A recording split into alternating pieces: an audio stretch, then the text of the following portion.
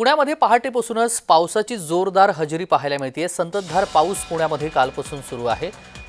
मध्यवर्ती भागासह उपनगरामध्ये पावसाने जोरदार हजेरी लावली आहे। पुणे शहरातील मध्यवर्ती भागासह उपनगरांमध्ये पावसाने जोरदार बॅटिंग केली आहे। त्यामुळे आता पुणे शहरातील मध्यवर्ती भागामध्ये वाहणारी मुठा नदी भरून वाहू लागली आहे। खडकवासला धरणातून देखील पाण्याचा विसर्ग वाढू लागलाय।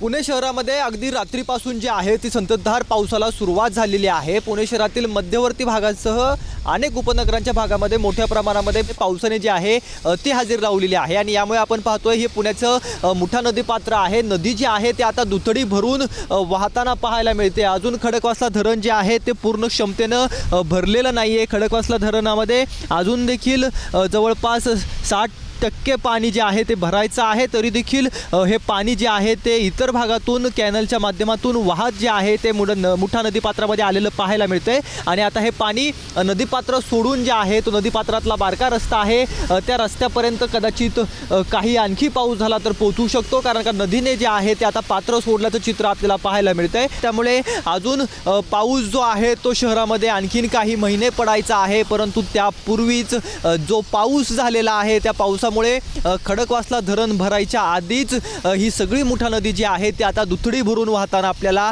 पाहायला मिळते। कॅमेरा पर्सन दीप मिश्रासह रोहन कदम, जय महाराष्ट्र न्यूज, पुणे।